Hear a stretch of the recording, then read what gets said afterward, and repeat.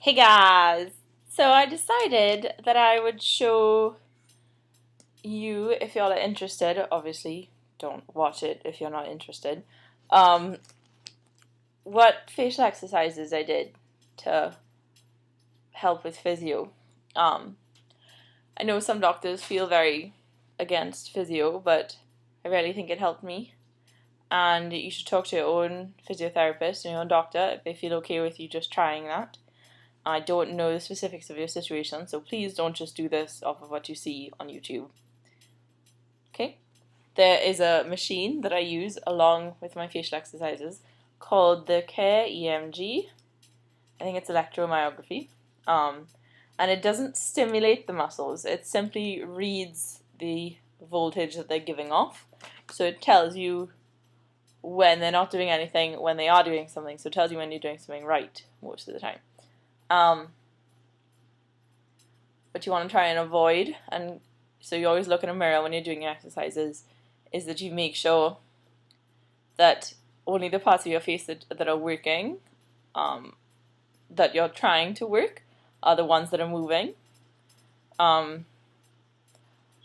Maybe not at first, but that's just what you want to try and work towards at least, because synkinesis is another issue that happens to people when their facial muscles are coming back into after healing after trauma, because the muscle groups can heal incorrectly, and so weird things can happen. Like when I try and raise my eyebrow, I get my cheek raises a little bit and stuff like that.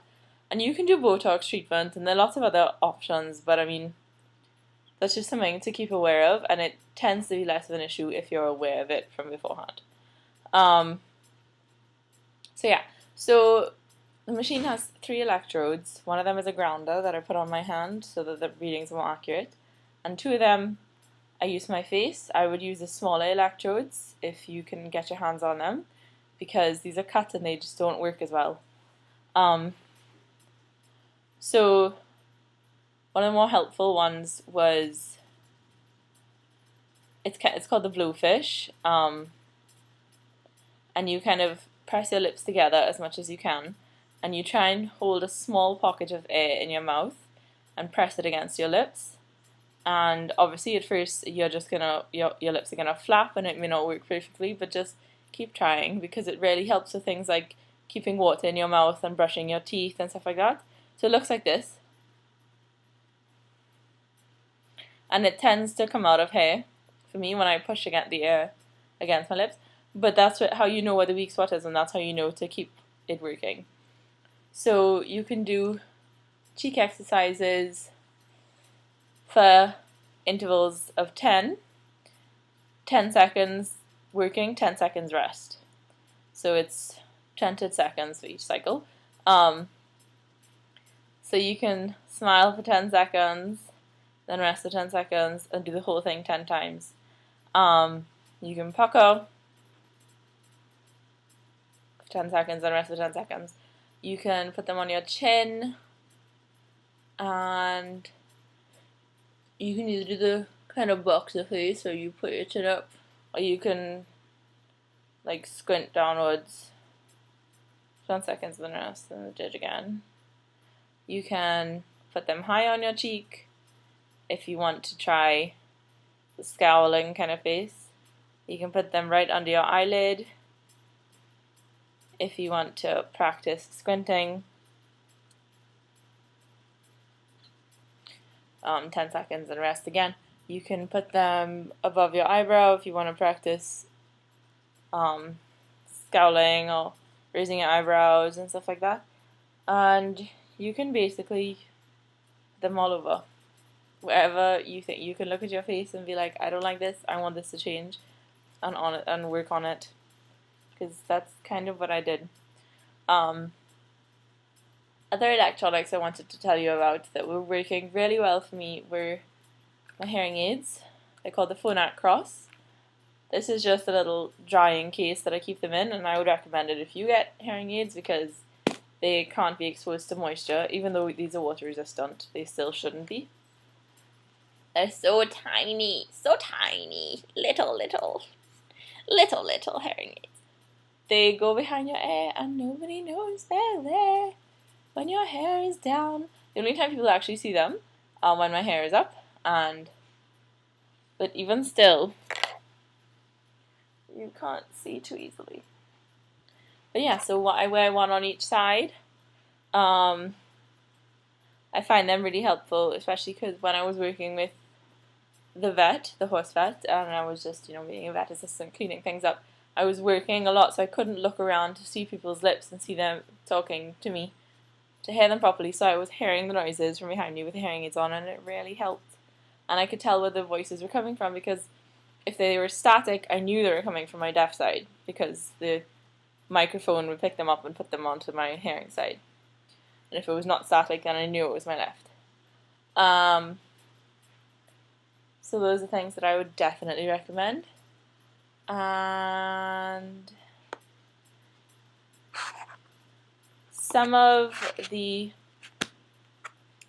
Right, I forgot to tell you this. So I went to Baltimore and got a checkup, and I did something that I thought I would never do.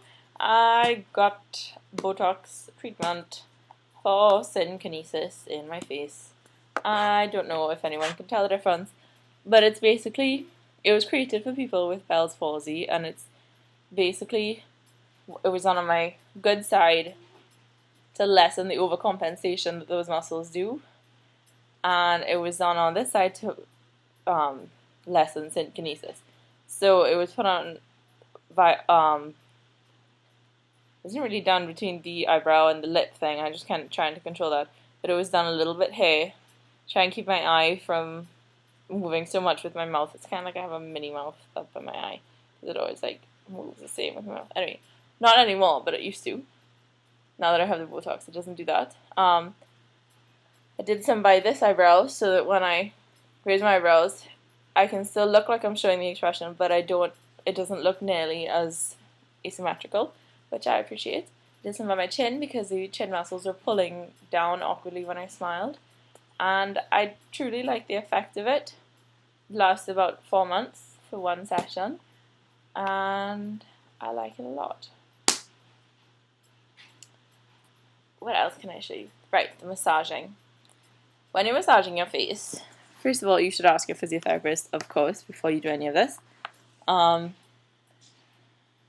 in particular, there's certain methods that work really well. One of them is when you feel a pain or muscular spasm on that side of your face, you hold down on the pain until it goes away, and then you raise, and blood rushes to the area, because you've obviously been depriving it of blood for a little bit as you get rid of the pain, and then it rushes back in, and it kind of, all the new blood flow really does something good for the muscle, and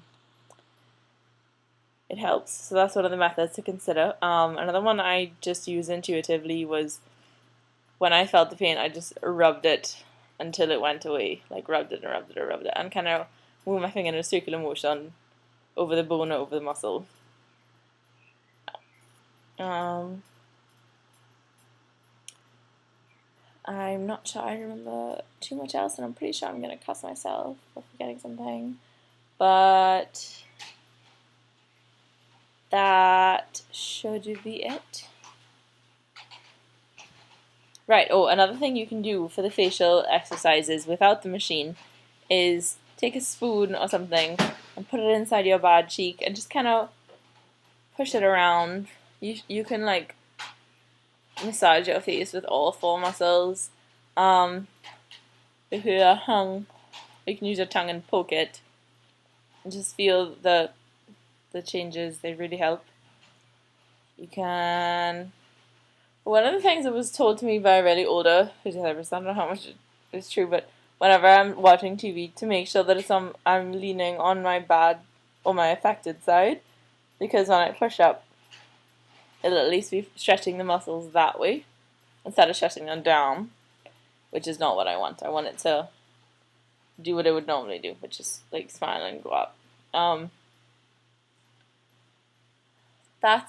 That should be all that I have to tell you all for now. The eyelid weight.